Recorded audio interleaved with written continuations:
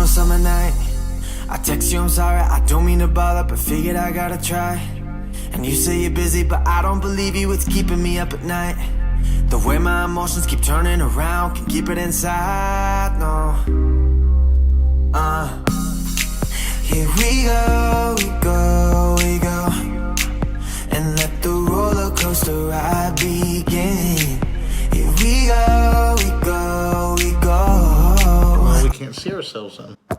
That's the point. Are you recording now? Mm-hmm. Yeah, this is definitely not whiskey. Ooh! I need a haircut. How much of my head's cut off? None. Why? For porn.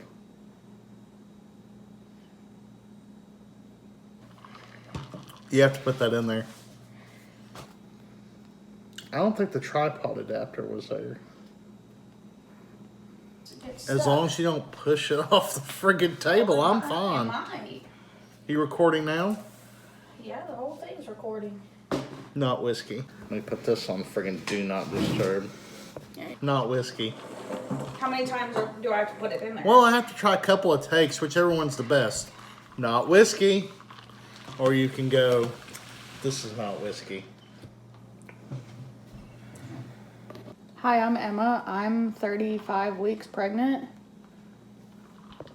And I'm not an alcoholic. Not whiskey. I'm sorry.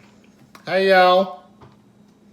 How y'all doing this evening? It's 21:30 hours. I should have been asleep an hour ago because I'm an old man. My phone's on vibrate. This is going to be the perfect time for my patrolman to give me a call. But whose idea was it to video tonight? It was mine. Anyways, welcome to our channel. Welcome back. If you've been watching our videos and supporting us throughout this journey, I've said multiple times on multiple videos that I'm going to do a pregnancy update, as we're going to call it a bump date. Is that necessary? That was good. So, we're finally going to do it because baby's going to come any moment now. So, we figured we should probably get this done before he's here. It'd be kind of weird to do a third trimester bump date with the baby in my arms. So, I've got my notes. We're going to go over the first trimester all the way through the third trimester, and I'm just going to touch on each one. This video is going to be very, how do I say it? With English. Informative. This video is going to be raw. And I'm not gonna hold things out. I want it to be real. I want people who are going through this to be able to know that they're not alone, because I have had a rough pregnancy. My pregnancy has been far from fun, and I think a lot of women refuse to admit that because when they want to be pregnant, and obviously a baby is a blessing, they don't want to admit that they are miserable. And it's okay to be miserable, isn't it? Yeah. You can still... I'm plenty of miserable. You can still be excited to have a baby and be miserable during your pregnancy. All at the same time. So anyways, first trimester. The puking. Tons and tons and tons of keep you awake because you got to get up at 5:30 in the morning puking. Who are you talking about puking? You. Why would that keep you up? You slept through it all. He has had the easiest pregnancy there is. Actually, no, this is not my easiest pregnancy. the easiest pregnancy while I was in Afghanistan. Turbo easy. I was here for the last 2 weeks of it. That's the most miserable part. I know. But stay tuned for finding out why that's the most miserable part. Okay, so anyways, the symptoms I had in the first trimester, like Tim said, I was nauseous 24/7 ever since. So I found out right at 4 weeks that I was pregnant, and I was nauseous from pretty much day one. If I wasn't nauseous, I was irritable, having acid reflux, which then made me nauseous. So the nauseous with vomiting, acid reflux, my boobs were super sore, but not as much as some people. I've watched these videos and I've talked to, like, in my Facebook groups of pregnant ladies. Some women have extremely sore boobs. I never had that. I was just like, I had tender boobs where I was like, this doesn't feel right. I was very emotional. As Tim puts, psycho. Which I was. In the first trimester, I was not myself. I did not feel like myself at all. Now, to kind of go off of that, I went off my meds when I found out I was pregnant. And I am on meds for depression and anxiety. So, when I went off those meds, at first, I thought I could do it. It was going to be okay. The doctor said, you're fine. You know, you can stay on it or you can try to get off it. He had to speak up and say that I was not doing well. So it's really important to have a supportive partner who will say that you're not okay. When you hear them scream on the phone and then you watch the phone fly with the earbuds across the room from the other side of the house, you might have an issue. So I did struggle. It got dark. The extreme emotional.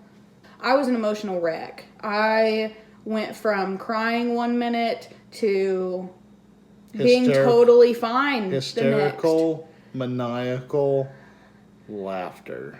And I couldn't control it. I know that sounds like, oh, that's an excuse. No, I could not control it at all. It was awful.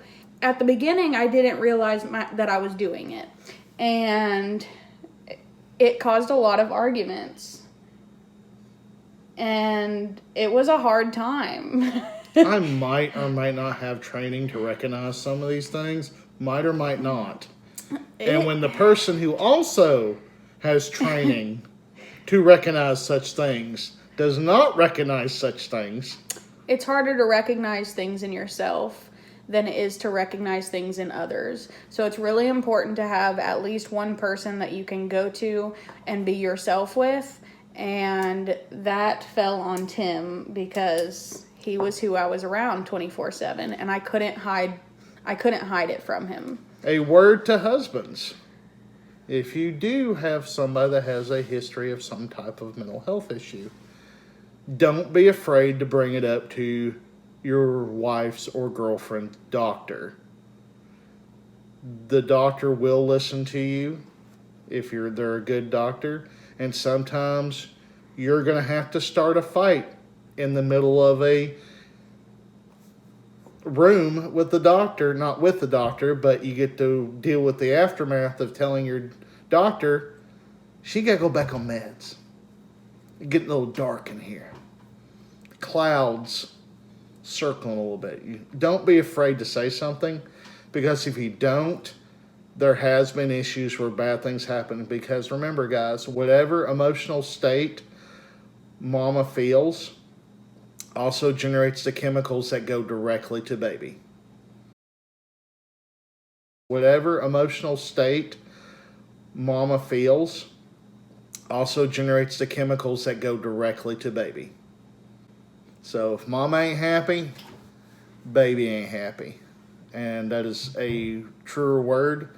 And I have seen depression and stuff like this, and usually you kind of have to call them on it. Don't be afraid to call them on it. You may suffer from it later, but try to at least bring it up with another party. If you can't work it out as far as her needing to help, you go seek the help with the medical provider, because you never know. It could be one day that you find her with either she's there's been some pregnancies, not this one, but where women have done self-harm, and they could have got help, or there's a lot of moms who have to do this alone. There's a lot of moms that they have nobody. They have no quote-unquote man who go with them, and it's alone unless you have some family. It's okay to say, hey, how are you feeling? You know, and if they give you the, oh, I'm great, I'm good, I'm fine, check up more on them, because that's what I would say. I'm fine, I'm so happy, I'm pregnant, but I was going home and crying. It was very, very, very real. Oh, pregnant women laugh at inappropriate times. All the time. It got very real. I was to the point where I did not care what happened. And at that point, I knew I needed help. Thankfully, I had someone to go to and take it seriously that I was feeling the way that I was. The first trimester, I was so tired. I was exhausted. Remember, I slept all the time. I was like, why am I so tired? You're on nights.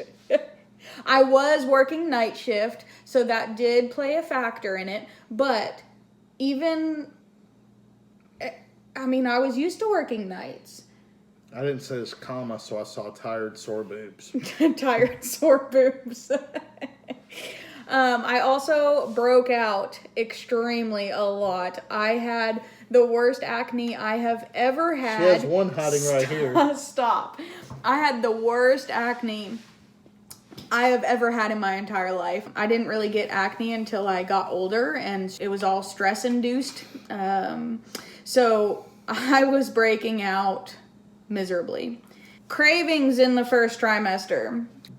As far as weirdness goes, as far as foods for this whole thing, she's only had one incident that I was like, what? Anything else has kind of been kind of normal. A lot of salty food.